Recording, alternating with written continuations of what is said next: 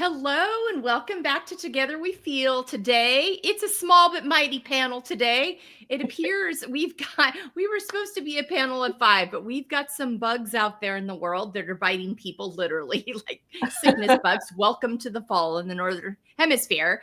But my friend Tina Mystery is here with me today. And y'all, if you've been following us over the last year, have met Tina before. If this is your first time, you're in for a treat. But she and I think, I know this from our conversations in the past, that we are both going to have a lot to say about this very important topic of the power and complexities of multi-generational relationships. And when I select people, I'm always and invite them to be on these panels, I always pick those people that I've had those conversations with before. I know they have experiences in this arena, and Tina is definitely one of those people.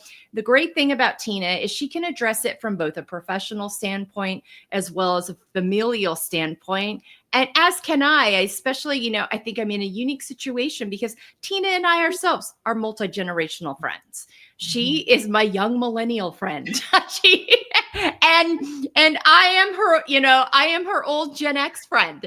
And Okay. and it's a beautiful thing as you get into adulthood, because those years of difference, they change and they're not the same anymore. And more becomes more about common values and common connect points of things that we care about and that are passions of ours.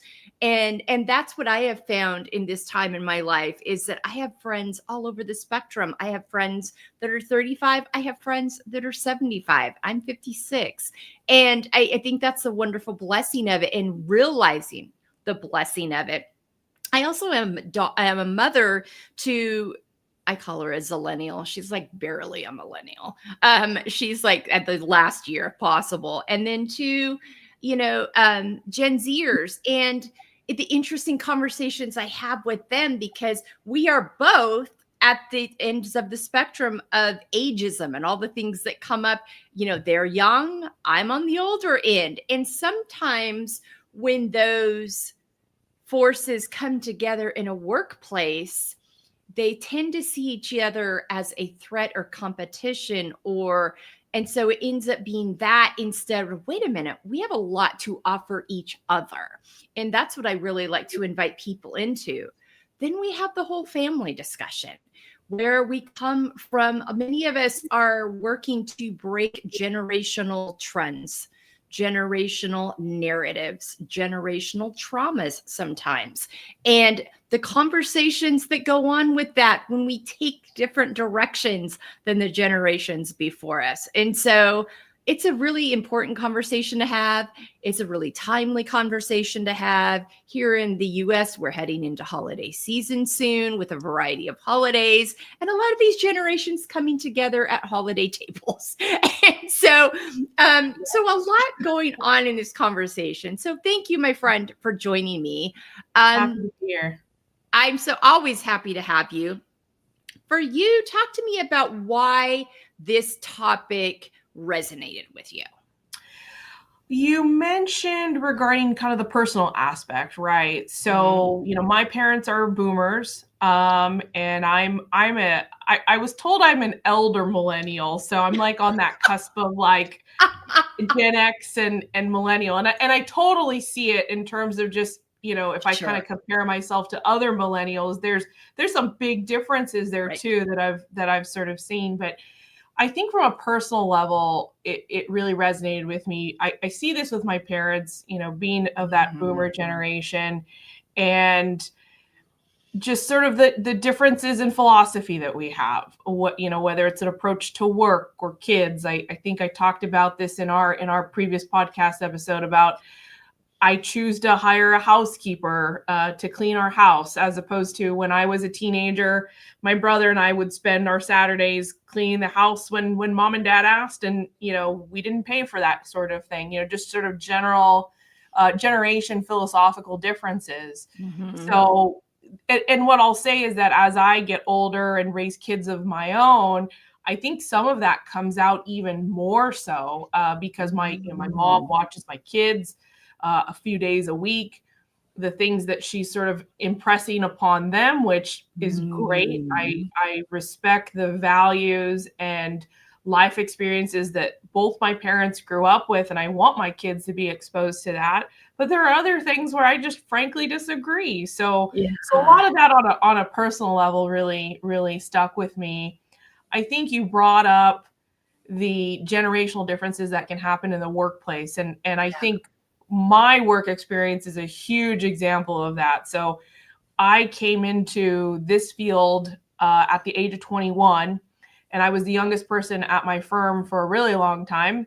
I'm Mm. now 40, and I'm the oldest person in my firm. Wow. So that's a little bit of reality check, but that's a whole nother podcast conversation. But when I first started, the eldest gentleman, the founder, he was from the greatest generation. So that's before the his son, the Yeah. Gen Xer.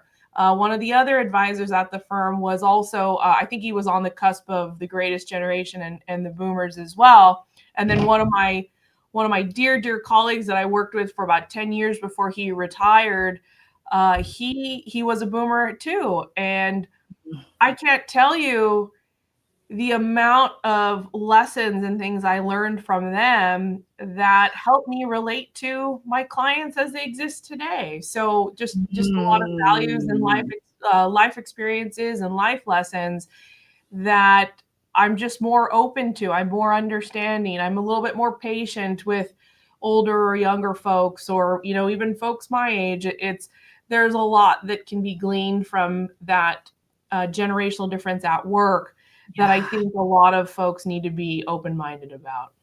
Yeah. What is it do you think? Because you went into it 21, already in a field that's a highly male dominated field in Sure, finance.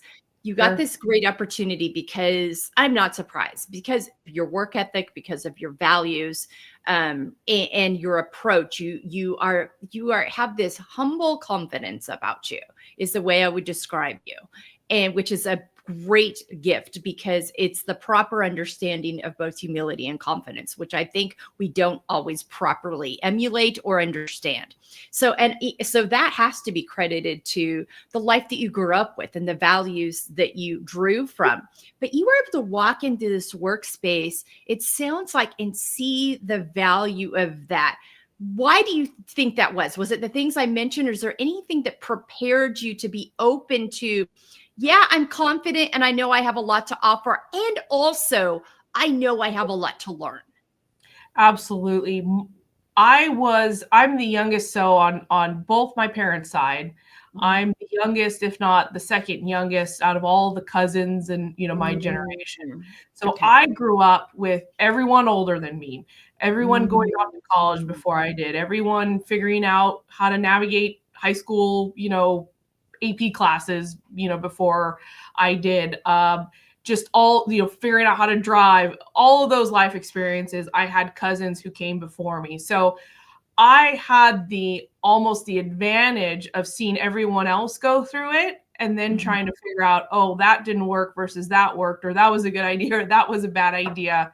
So I think I learned very quickly how Mhm. I could learn from people who were older than me, and Yeah. also just not having younger people around me. I will also say, though, the fact that I am the youngest, my parents will tell you I'm spoiled, so I'll just throw that out.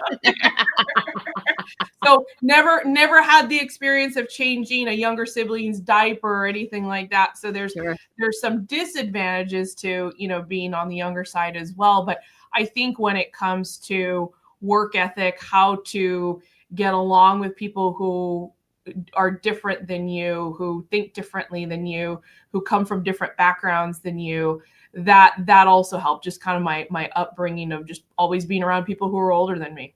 Yeah. Yeah. I think that does make a difference. And you tends to, I've noticed that. I mean, that birth order is so interesting. Just the things you understand, the things you have knowledge of, the maturity that you're able to present with because of being around people that are older than you all of the time. I think that's such an important piece. When you and I both have the opportunity to work with the Gender and Leadership Group at Fresno State University, group of women students at the Craig School of Business. A lot of these young women are coming from backgrounds where they are definitely breaking Mhm. generational norms and narratives. We got a lot of first gen kids. We've got some moms that are going to school and balancing children. And so they're already they've already got some things that are a little more, maybe more challenging than the average college student, not to mention women going into these spaces that can be still very male dominated, and where you feel like you've really got to have an extra, you know, rung in your ladder of knowledge or experience or something that sets you apart. And we work with them a lot about being confident and having their own voice.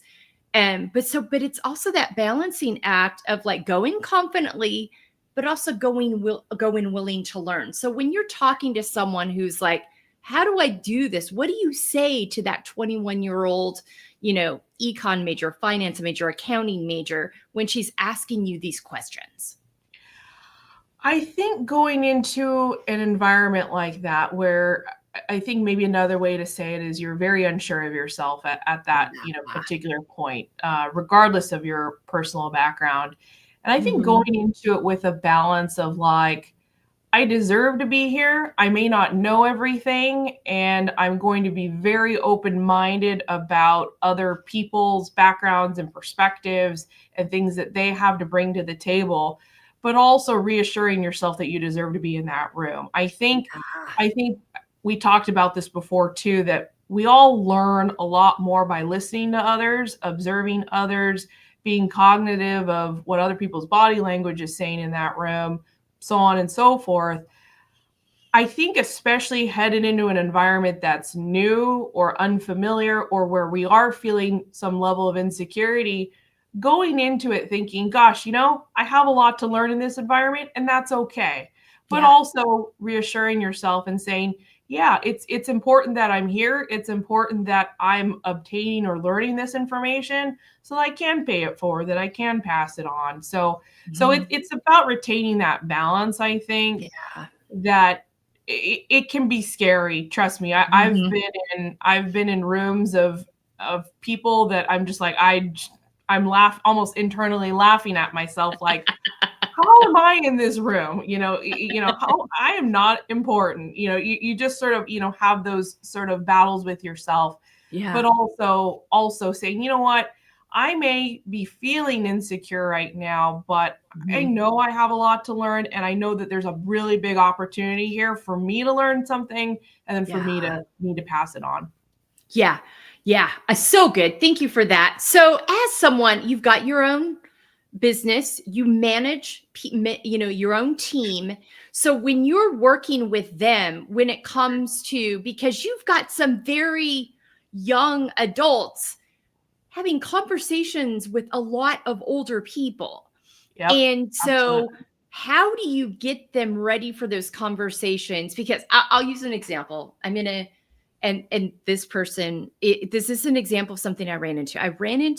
I had a conversation with a young woman a couple months ago in her early 30s, full of confidence, but she had had some really challenging experiences in the workplace with women that were my age Mhm. that were just very much weren't interested in what she had to say. Mhm. And so she came in extra hard of like, I'm confident, I know what I'm talking about, I know more than you. And it was almost, and so I was like, okay, I hear you. And also, I'm going to offer you something different. I'm going to Sure. offer up the fact to you that many times when you're dealing with people, especially that are older than you in these spaces, they're feeling insecure too. Not Mhm. everyone's done the work to know their value, to know their worth. They might be going through a bumpy time. They might have heard a narrative their whole life that the wisdom comes from the older people and the younger people don't know anything. You don't know what Sure. people's stories are.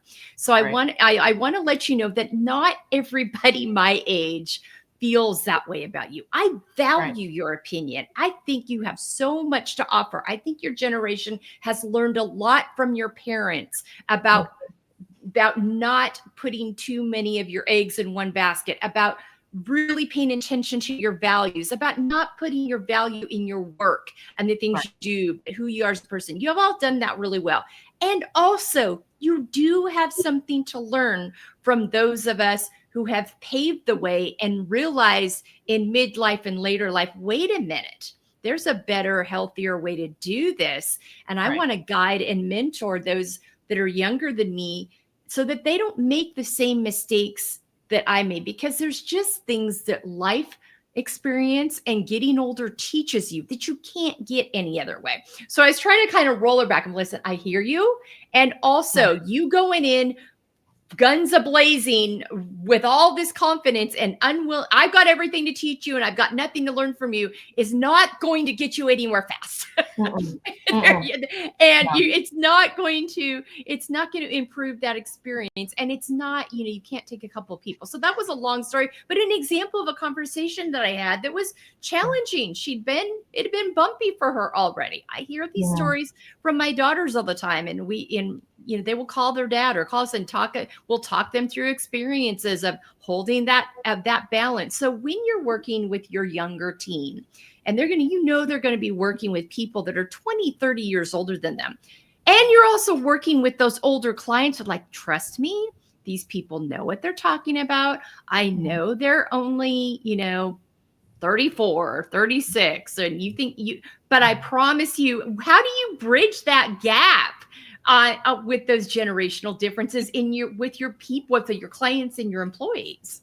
Yeah, I think so. I'll kind of start with the client side. I have clients that are old enough to be my grandparents, and I Mhm. have clients who are right around my age and younger. So yeah, pretty broad range. Yeah. I think one of the things that has helped me with bridging that gap is, I had the benefit of working with side by side with older advisors, right? So older Mhm. advisors who, it was maybe their friends that were clients. And then I had Mm. years, sort of accompanying them into these meetings to help establish credibility and integrity and honesty and those things that people value in what we do and Sure. willing to take my advice. So I think the important lesson there is it takes time. It takes time to Right. build credibility and those types of things. And you really have to think about kind of, let's take the older generation, let's take the boomer generation, for example. What do they value? They value tradition, they value credibility, they value, in our professional field, things like appropriate licensing and track records and things that show that this person isn't just a fly overnight, type of advisor. They're here for the long haul, right? So when I can demonstrate to them that I've worked with folks that look like them or have gone through similar Mhm. experiences for the last 15 plus years, Yeah. that speaks a lot to that folks. So a lot to those folks. So you have to think about your audience, right? It's actually any sort of form of marketing, really. Think about Sure. the audience that you're speaking to. What do they value? What do they want? What do they want to hear, if you will? What do they need to hear from someone who's, professionally giving them financial advice? Yeah. So I think it's building credibility over time. It's building credibility in the ways that that generation values someone in your position. Mhm. With my younger team, this probably has been a little bit more of a challenge for me as opposed to working with folks who are older than me, going back to my personal Mhm. background of always being around people who are older than me. Sure. So what I've tried to do with my younger team is, one, find common ground, find something we can laugh about, common sports teams, comedians, things they see on TV, so that they know I'm a human being. They know I'm not just the boss or whatever. They Mhm. know, like, I like to have fun too. So it's Mhm. just kind of personal bonding, I think, is what younger generations value. They want to know that they can laugh with you, they can joke around with you, so on and so forth. I think one of the things I try to do with my younger advisors, so I'm the senior advisor, so I'm jumping into a client meeting with a younger advisor. What I try to do is I try to talk them up, and I sincerely Mhm. mean it, of course, but I Sure. try to give them a moment to shine. Letting the said client know that, hey, my associate advisor here, we're really lucky to have him or her. They're from Fresno State. They're a finance major. They just passed their licensing. They've been here for a couple years. They're doing wonderful work, so on and so forth. Really try to build them up. And Yeah. I think, and again, it's almost it's almost bridging that gap between that younger and older generation in terms of what they value versus maybe the lack of confidence that the younger person feels in the room. So anything Mm. that any of us can do to kind of bridge those generations, I think is really important. Yeah. With my younger team too, I will also say I don't try to fake it. I think a lot of people try to talk the Mm. talk, walk the walk, that kind of thing. Sometimes, and my kids are a lot younger, so like toddler age, first grade age, and they're talking to their friends. I don't know what they're talking about, Melissa. I just it's like a whole nother language. And I really just don't try to fake it. I maybe Google something or two, or, again, if my younger staff are talking about a show I don't know about and I'm just really curious, I just Google it, on the sidelines and try to be like, oh, okay, that's what they're talking about. Okay. So I'm not like completely like, blindsided in a group conversation. So I really don't try to fake it. Yeah. I accept who I am, the generation I come from, pros and cons, and good things and bad things. And I think sometimes with age comes acceptance. And I Mhm. just celebrated my 40th birthday, so I've just accepted it. Like Yeah. this is just You're how just a baby. yeah, exactly. Like I just, and yeah, it's in the age is in the eye of the beholder to a certain degree. So Uh, yeah, I think a lot of folks try to fake it, try to be the mhm. cool person in the room, or whatever it is. And I don't have the time or the energy for that, to be Yeah. quite honest. Well, and people see through the lack of I think authenticity yeah, too. And yeah, I think you made a really important point. Relationships and stories are a yeah. very important part of this bridging the gap piece. Hmm. So when you've got generational differences, tell me share a little bit about me. I mean, Right. I have a flyer that I use with people when I'm working with them, and it's part of the questions I ask on the podcast. I'm like, it's a fun icebreaker. It's a fun way Exactly. to connect. So tell me how you would describe yourself by your character traits rather Hmm. than not your titles, not your roles, not your, any of that, not how many degrees you have. That's great. I want to know who you are. Right. And so tell me about that. Tell me 5 activities that nourish you. What's something that really energizes Hmm. you that you love? Tell me Yeah. 5 words on how you want to feel the next 6 months. And Yeah. I think that helps. And you can change the language according to the generation you're dealing with. To Sure. 75-year-old, I might say, so what do you, I might not use 5 activities that nourish you. They'd be like, what? So you Right. adjust those things, but it's like, but it's also about storytelling. Tell me your Hmm. story. Let me hear about you. Hmm. Make connect points and Yeah. see that and get to start seeing each other as people Right. in that, to kind of bridge the gap on those differences and celebrate the differences, celebrate, those gaps and those things, because I think that's such an important piece of that. And just be who you are. I think that be going back, that be authentic. Don't try too hard. Be connected, Hmm. but and relevant, but also not outside your scope of Right. who you are. Like, Yeah. and you can even make light of it sometimes when I feel like the 20, my daughters, they love a good meme like nobody's business. Like they've got to like that. Like I had to figure out how to even find memes. Like, so if there's a relevant time to utilize that'll make them laugh. Oh, look, mom and dad found a meme. They Right. must have worked really hard for that. So you find those ways to connect, but it's also not where I live. I mean, Right. and so I use that as an example with my daughters and connecting that way. But also too, as I watch them interact with their grandparents, they have done they have done a good job of really treasuring those things that they value from them, those stories about food Hmm. and those and around gathering around the table, and those teams that they love and those traditions that they've held, and using those as those connect points. And I will say their grandparents have done a really good job of, they know how to text. And so they have learned that I might not have a chance to grab a phone call with them, but I can send them a text. And They would get a weekly text from their Brady's dad every week when they were in college. Grandma Annie, my adoptive mom, they would get a text from her, an encouraging message. They took the time because they saw our kids taking the time to value those things. So share those things with each other that you can value. And then the things that you don't, you can talk. I mean, there's plenty of things they disagree on. I mean, let me tell you, I mean, we're a big sports family. So if you know what the NIL is, if you don't, Google it. But in college sports, the NIL is a big thing right now. My daughters are all pro NIL. Their grandparents think it's absolute rubbish. What? No part of it. They've had some very, very, I think, heated, but very level, very never arguing, but very conversations about that. But because they have these other connect points, there's room for those other pieces too. And I use that as an example. Absolutely. As we transition into the family piece. Talk to me about how you've communicated. You and I have had conversations about this, especially, with your mom, about just like, you do things very differently than we do. So talk to me about what it looks like to communicate that with you. It's like, okay, this is great. Also, maybe not so much of this. Not because I don't love you. It's just a different path we're taking.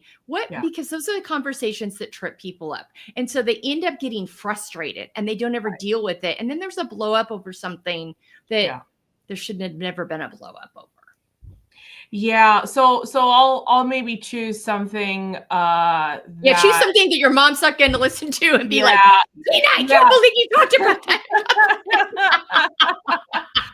So I'll choose the subject of cooking. Okay. So I should not be allowed in the kitchen. I can't cook. It's bad. I think like I can make maybe one or two like super simple things and that's about it. And my husband does all the cooking in the house, or, we're really big foodies. So we like to eat out too. So, so there's all of that. Right. So I can't even tell you how many times my mom has tried to teach me how to cook in the past, and she's trying to teach me. And in Indian culture, you just don't have recipes. Everybody just remembers things. Exactly. It's a little bit of this, a little bit of that. And if we get it right, put a little less salt in, because you can always add a little bit more. It's very much an art form, and I fully respect that. And I'm a very if you need to teach me how to do something, like I need recipes, I need instructions, I need tutorials, it's almost like a classroom setting to teach me how to do something. My mom just doesn't teach that way, because, she would try to teach me how to make something and she would just get super frustrated with me because I wasn't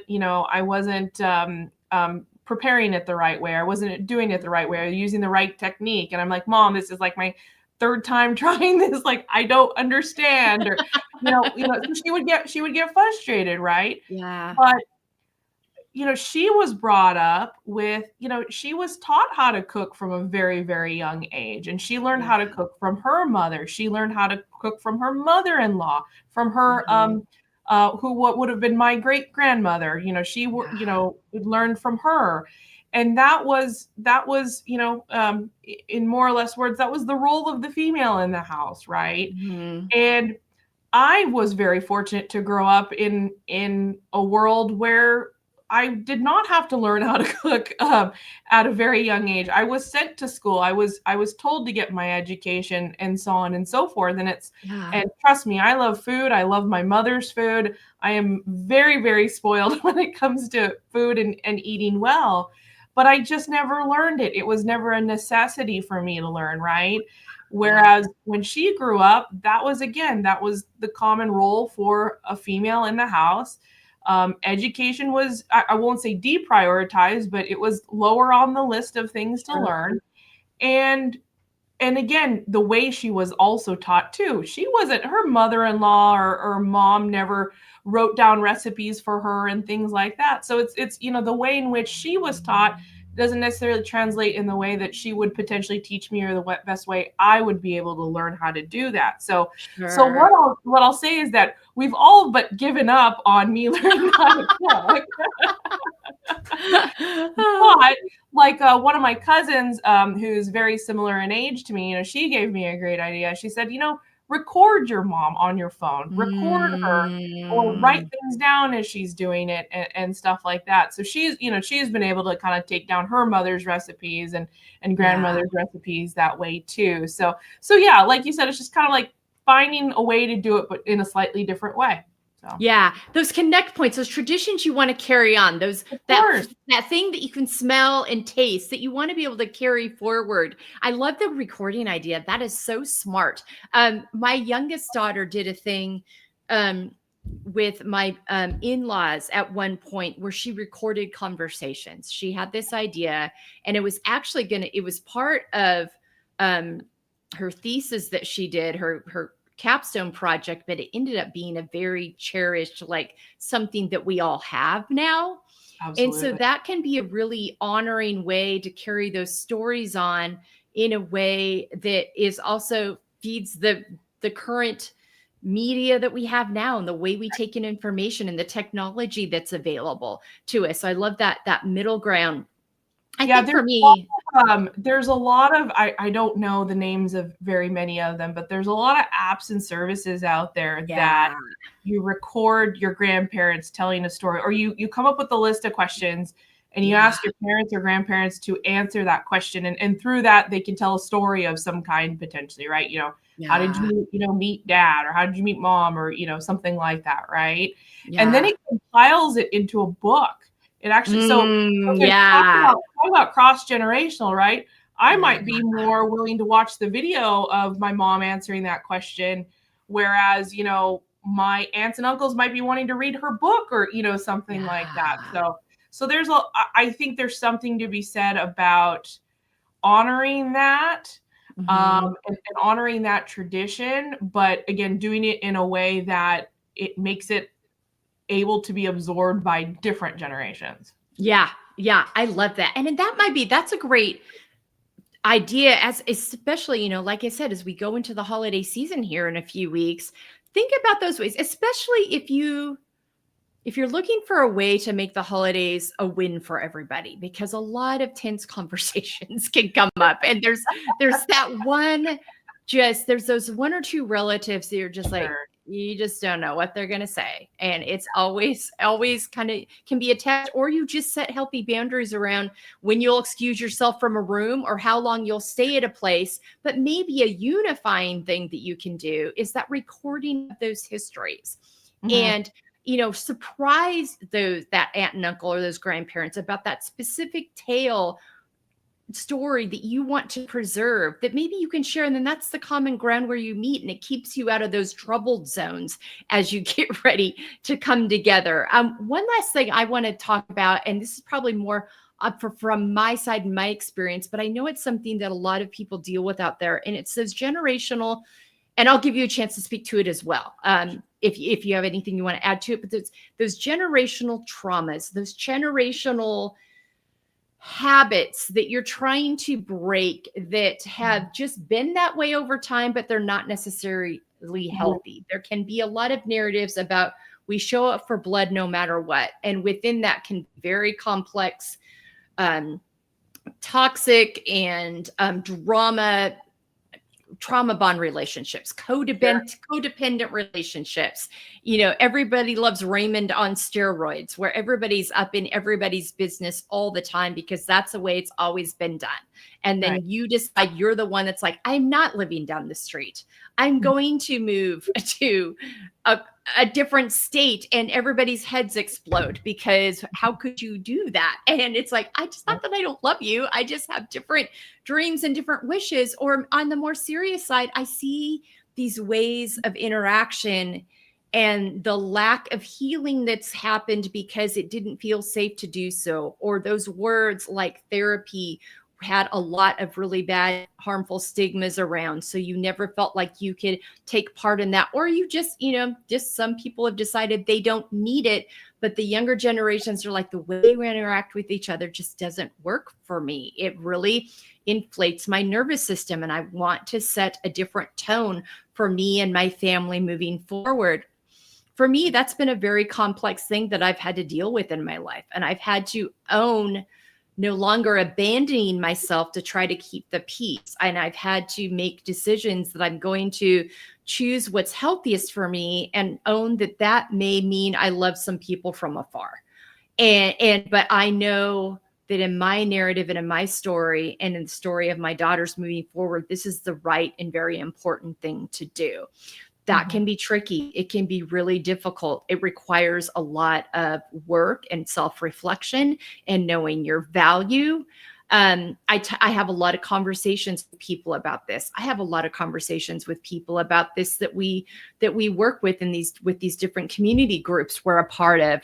And so what I would say to that is just, if you're in that situation, really dive in and know your value. If that's an area you have trouble with, I'd love to help you with that. You go to embracinglayers.com and fill that and contact form and let's talk. But honestly, you just, trusting your intuition.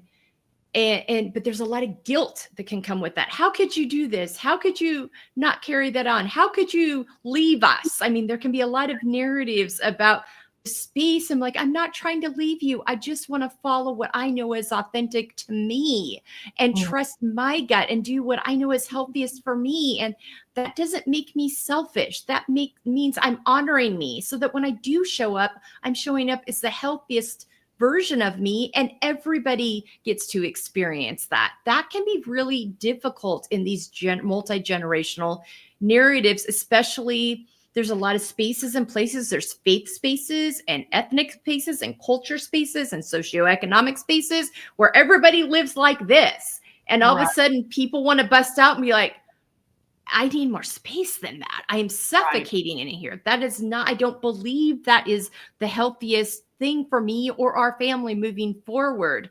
And like I said, it's a lot of communication and a lot of healthy boundaries and a lot of accepting that just because they push back doesn't mean you're wrong. That can be very complicated, but also, remembering to honoring yourself in the process and not treating everything you hear as truth, really taking it apart and connecting with what trusting yourself, but also within that, being very clear. I understand that both this is true and that you did your best, and also that this is not working for me. I hold both truths. Both things are true. Not everybody can hold multiple truths very easily. And so I just want to encourage people out there that are in that situation. Trust yourself, trust your nervous system, trust what your body is telling you. And also, you can, and know that you can explain it and explain it and explain it. And I am the over-explaining champion of the world. And there comes a point where you have to realize that it's not your job to change people's minds. It's not your job to make people agree with you. It's your job to live your healthiest, most authentic self, communicate it firmly but kindly, and then you just have to accept what comes of that in that way. And like I said, this is not easy. It can be very messy, but finding those ways that you can still connect, whether it's a holiday or a birthday, like, I'm still thinking about you. I know we're not in the same space, but also I'm still thinking about you. So that can be very complex in the multi-generational when you want to go in a different direction and to really change the narrative of how you communicate, how you live with each other or not. That can create a lot of messiness. And so I'm always trying to remind people, like, trust yourself. If you're feeling an angst, that's trying to tell you something. So I didn't solve anything there, but I want to give voice to that. Sure. And just let people know that that's very real and very complex, and also very important for you to honor yourself within as you work through it. Do you have anything you want to add to that conversation? Yeah, I think recognizing that as opposed to generations being different as time passes on, maybe looking at it from an angle of that generations evolve, and looking at it from an angle of, it's okay that the next generation's a little bit different because they're evolving, they're adapting to, certain current events or the current circumstances in which we live in, and so on and so forth. And I think that that's something that I've experienced. You Mhm. alluded to this idea of it's not just necessarily multi generations that impact, but it's cultural and ethnic influence, and I think that's something that I personally faced, growing up, Mhm. where we typically, in the Indian culture, you typically, grow up with a lot of people of very similar ethnicity as you, Mhm. or exact same ethnicity, excuse me, as you. And, there's a lot of communities in different parts of California and different parts of the states. And I just didn't grow up that way. We were in the Mhm. Central Valley. We were 3 hours away from our closest relatives, whether that was my dad's family or, my mom's family is overseas. Mhm. So we grew up really not surrounded by close Mhm. family, who obviously is also Indian, but then we also didn't really get ingrained into an Indian community here, whether they were just friends or loose relatives or anything like that. My parents were working all the time. We were Yeah. working in the family business. It was just the circumstance in which we grew up in. Yeah. And so I didn't have a lot of the strong cultural influences. So whenever I would go to a large family function of some kind, where maybe there was a religious or ethnic piece to what we were celebrating, sometimes I was just a little lost. I would maybe ask questions or try to figure it Mm. out, but you kind of felt like a fish out of water a little bit. And I Yeah. think I grew up feeling a little guilty about that, guilty that I Mm. didn't know what this meant when we celebrated this holiday or what that meant when we celebrated this or that. I grew up a little guilty about that. But at the same time, Mhm. I also know the fact that I grew up to a certain degree outside of those communities Yeah. also helped me blossom. It also helped me be a lot more open minded um, to meeting people of different backgrounds and different experiences. And I was exposed to a lot of other things that I Yeah. otherwise would have not been exposed to. So, kind of understanding the positives in the situation, as opposed to feeling guilty about, feeling guilty about maybe what you lack, Yeah. feeling more positive of what experiences did you have in substitute of maybe what would have Oh, otherwise yeah. been expected. So, Yeah.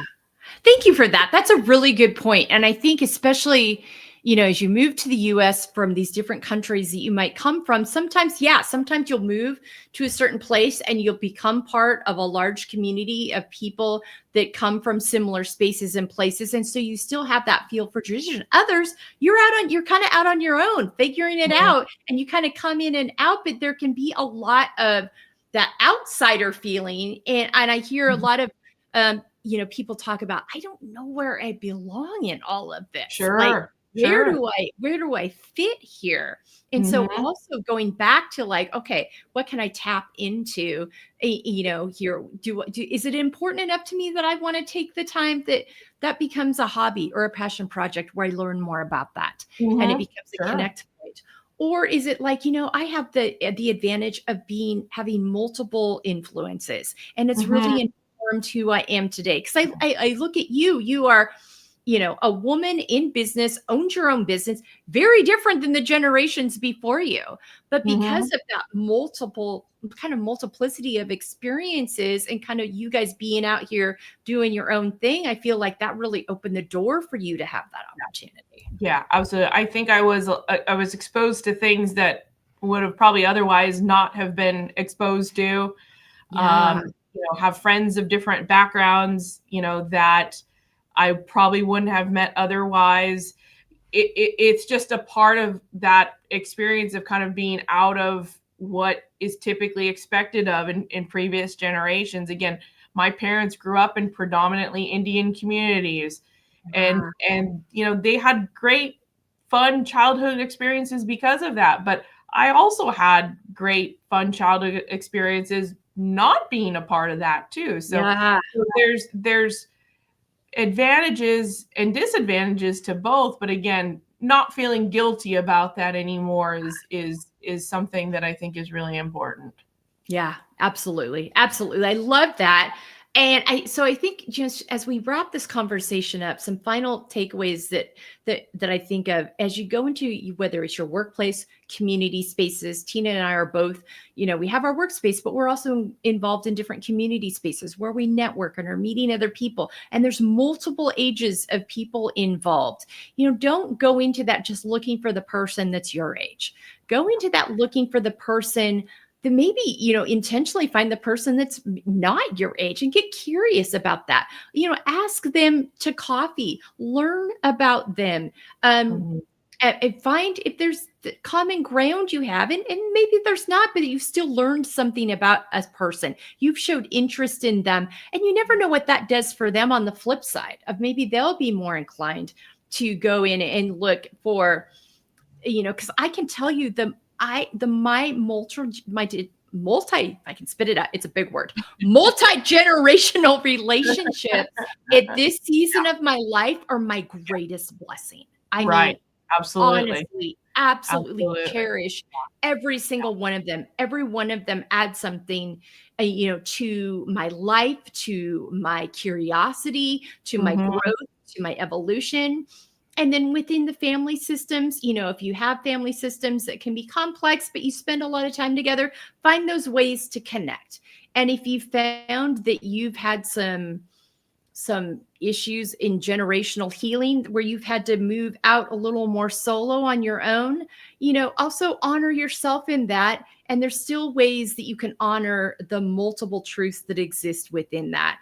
Mhm. But don't feel an obligation to bring people along that aren't ready. But also you can be honoring, like, not bad mouthing or not continuing angsty conversations. There can still be a respect that exists, even Right. if you agree to disagree. That was a Yeah. very eloquent way of saying that. But these multi generational relationships are complicated. Yeah. But But they're they, valuable. But they're yes, valuable.